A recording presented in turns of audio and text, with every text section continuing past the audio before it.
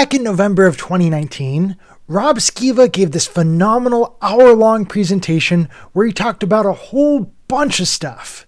And in an effort to keep things systematized as science requires, I thought I'd comment on what he shared, expound on that, and provide some sources as to what he was talking about, to make it easy for others to look into this for themselves.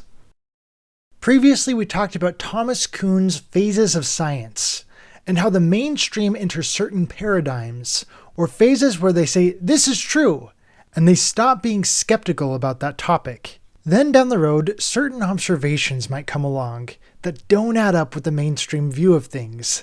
This can put them into a state of crisis, where they suddenly become unsure of things, and they start criticizing and questioning their paradigm. Evolution is one such paradigm. While I was attending Dixie State University, getting my bachelor's degree in science, and took biology, they treated evolution exactly that way. They were quick to teach that all life on Earth originated from some kind of pond scum as a common ancestor, and they treated it as if it were a proven fact. But if we open our eyes today, that isn't a unanimous opinion in the realms of mainstream science. I'm skeptical of the claim. I'm skeptical.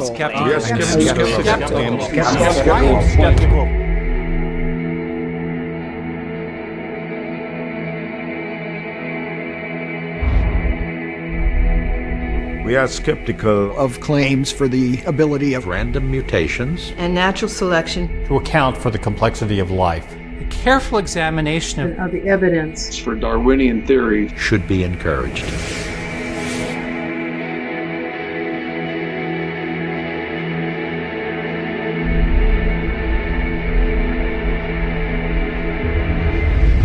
skeptical Skeptical. skeptical of claims for the ability of random mutations and natural selection To account for the complexity. the complexity to account for the complexity of life. careful examination Examination Of the evidence. For Darwinian theory should be encouraged.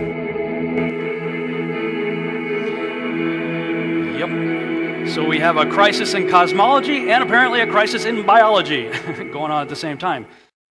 And their list of evolutionary skeptics is nothing shabby to sneer upon.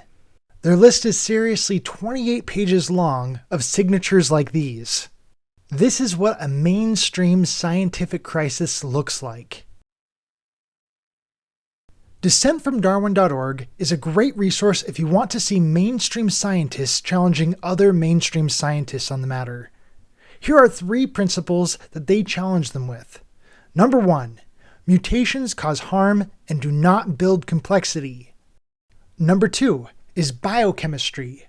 An unguided and random process cannot produce cellular complexity. And number 3 is paleontology. The fossil record lacks intermediate fossils. But we have to be careful and be very specific because Darwinists tend to use doublespeak on that matter. The word intermediate means 2 things. In paleontology, intermediate doesn't mean what we think it means. Like my parents are intermediate between me and my Gam Gam and Pop Pop.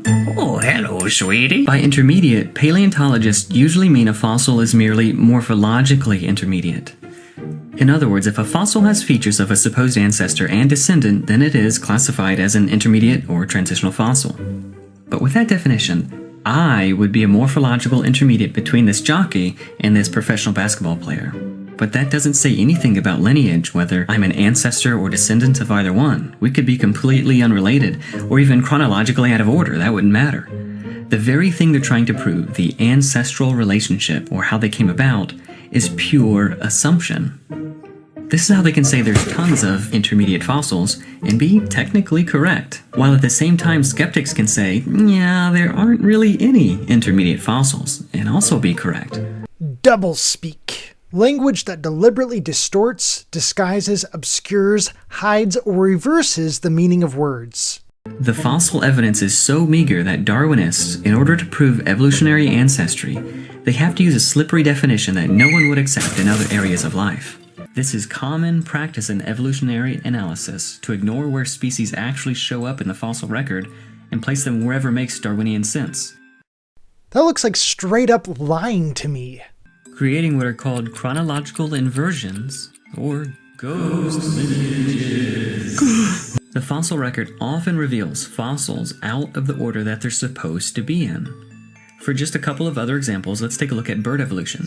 It's supposed to go theropod dinosaurs evolving into birds, with the fossil Archaeopteryx being evidence of this as an intermediate fossil. But the problem is he appears long before the dinosaurs he was supposed to have descended from. Evolution also got a big stick in its spokes with this guy, Tiktaalik, a fish-like creature that was for years crowned as the smoking gun transitional fossil of fish starting to go from the sea to the land. Brilliant evidence, just what they expected. Until in 2010, fossil footprints of true tetrapods were found in Poland, long before they were supposed to have evolved. And all of a sudden Tiktaalik was dethroned as a transitional fossil because again, the dates are all out of order. Hey everybody, I'd like you to meet my grandpa. Oh, so cute. Is that his name, or... No, his name is Seymour. He is my grandpa. What? Doesn't make any sense. So you can see where it appears that they are trying to force a narrative where it doesn't belong, and how this kind of behavior can create trust issues. And that's just the beginning. How many of you have heard that we share 98% of our genome with chimpanzees? Have you guys heard that before? Taught in school? You know, that's one of the reasons they say we evolved from apes, because we supposedly share 98% of our genome with chimps. Okay, the clip I'm about to show you is not from a creationist. It's from an evolutionary-minded group of people describing how they got those numbers. Check it out. It's often said that we humans share 50% of our DNA with bananas, 80% with dogs, and 99% with chimpanzees. Taken literally, those numbers make it sound like we could pluck one cell from a chimp and one from a human, pull out the tangled bundles of DNA known as chromosomes, unroll each one like a scroll, and read off two nearly identical strings of letters. But in reality, the human and chimp scrolls don't sync up so easily. When researchers sat down to compare the chimp and human genomes, those single-letter differences were easy to tally, but the big mismatch sections weren't. For example, if a genetic paragraph, thousands of letters long, appears twice in a human scroll, but only once in its chimp counterpart, should that second human copy count as thousands of changes, or just one? And what about identical paragraphs that appear in both genomes, but in different places, or in reverse order, or broken up into pieces? Rather than monkey around with these difficult questions, the researchers simply excluded all the large mismatch sections, a whopping 1.3 billion letters in all, and performed a letter-by-letter comparison on the remaining 2.4 billion, which turned out to be 98.77% identical.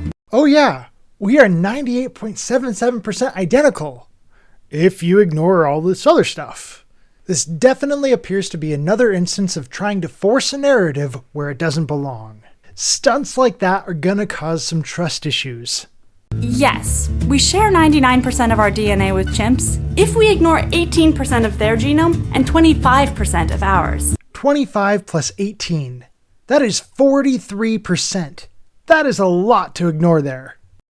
If you check her video's description, she has a link to Science Magazine to further substantiate her claim here, along with a peer-reviewed article from Nature. And there's another problem. Just as a small tweak in a sentence can alter its meaning entirely, or not at all, a few mutations in DNA sometimes produce big changes in a creature's looks or behavior, whereas other times, lots of mutations make very little difference. So just counting up the number of genetic changes doesn't really tell us that much about how similar or different two creatures are. Right, wow, okay. And this is why more and more scientists, even secular scientists, are starting to steer away from the standard Darwinian model. It's so full of holes and assumptions. In fact, when Francis Crick and James Watson discovered DNA, they immediately knew this could not have evolved by random chance mutation. So what is their solution? Aliens!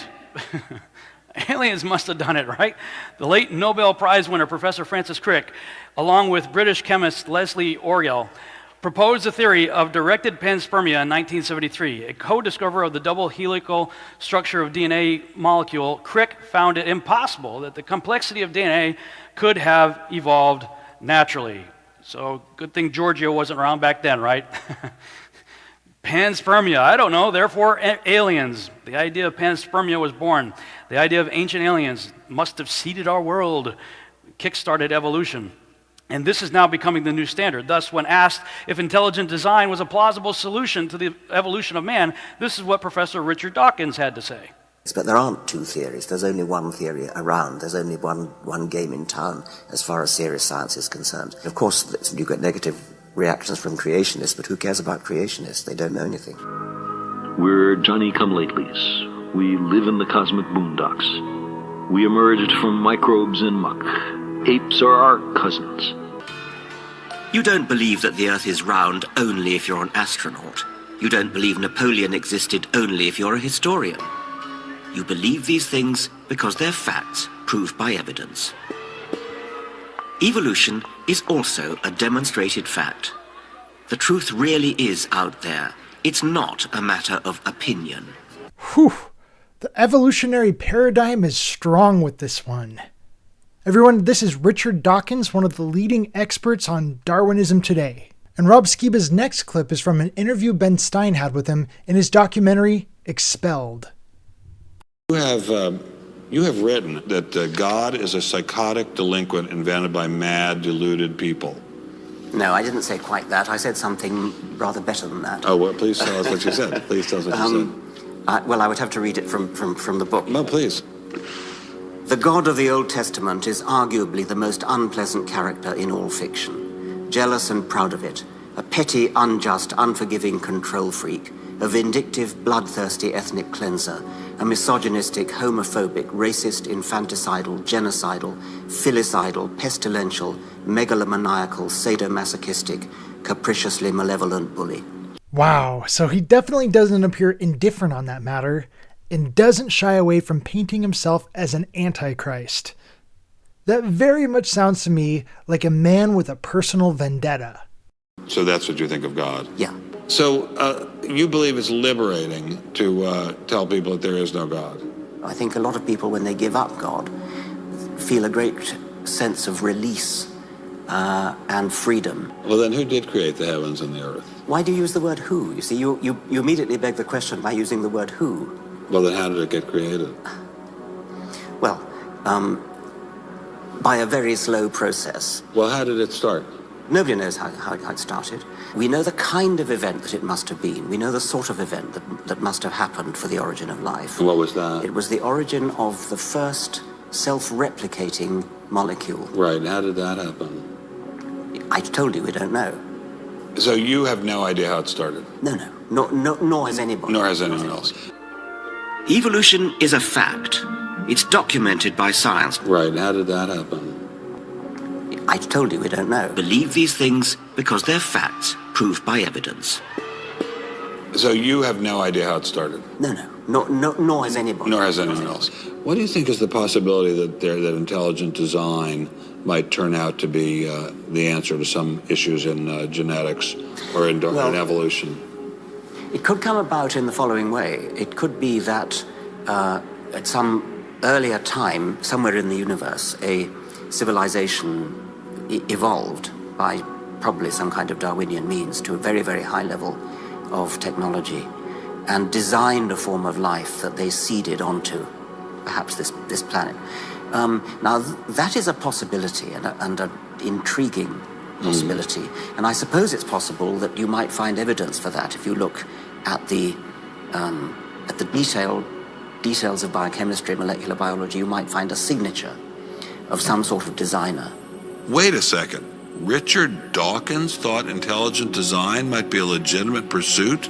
And that designer could well be a higher intelligence from elsewhere in the universe. Well, but that higher intelligence would itself have had to have come about by some explicable or ultimately explicable process. It couldn't have just jumped into existence spontaneously. That's the point. This whole plot is directly out of Star Trek Next Generation, Season 6, Episode 20, The Chase. Our scientists seeded the primordial oceans of many worlds where life was in its infancy. The seed codes directed your evolution toward a physical form resembling ours. This body you see before you, which is of course shaped as yours is shaped, for you are the end result. The seed codes also contain this message, which was scattered in fragments on many different worlds. It was our hope that you would have to come together in fellowship and companionship to hear this message. And if you can see and hear me, our hope has been fulfilled. So Professor Dawkins was not against intelligent design, just certain types of designers, such as God. You know, if biological evolution here requires the intervention of intelligence, who created those other beings? You see, all they're doing is pushing the problem further out. You know, eventually you got to get to a first cause. And ideally, you really got to get to how does a first self-replicating cell manifest itself out of non-living material, right? I mean, you got to get, you can't just go to chimps. You got to go further back than that, right? Well, I mean, they're forced to go on faith. Ooh, that's that crazy religious word, right? Because they have no evidence for what they're talking about. It is belief in the absence of evidence. Now, I don't propose to tell anybody what to believe, but for me, believing when there's no compelling evidence is a mistake. The idea is to withhold belief until there is compelling evidence. And yet, over and over and over again, we're seeing stuff like this, aren't we? Article after article talking about other Earth-like planets out there. You know, there could be 1 billion Earths in our galaxy alone, 40 billion, 8.8 billion. Oh, and incidentally, they're finding all these Earths by looking through telescopes millions of light years away, or even thousands of light years away. Both are absurd. You know how far a light year is? Yeah, it's nearly 6 trillion miles. They're telling us they're spotting black holes 55 million light years away. If they got telescopes that powerful, turn the telescope on the moon. I want to count the rivets on the buggy. Or shut up. You're full of crap. There's no way you're looking that far out there, but they're always pumping it in your head. There's other Earths-like out there because they have to. They have to prop up their theory, you know, that there are ancient aliens out there. They're pushing that vendetta. Believe in anything, except for some kind of God. When you proceed from a false premise, your conclusions are going to be sheer madness. This is why we have so many crisis scenarios going on in so-called modern science. And it brings me to my last slide here. Which one is it then? We have all our government-funded textbooks telling us we live on an oblate spheroid. We have this guy saying, no, you live on a pear. It's a pear shape. You have NASA and other government organizations like NASA showing us perfectly spherical worlds. And then you have the Bible saying, nope, you live in a snow globe. So which one is it? I say, look, as for me and my house, let God be true and every man a liar. Well said, Rob Skiba. Well said. You are greatly missed. This video has been brought to you by the Flat Earth Institute of Science. Thank you all for watching. We've also got a lot of source material in this video's description, so please feel free to look into this further. And if you'd like to argue about something presented here, please come join our debate board and discuss this with us in Flat Earth Biology.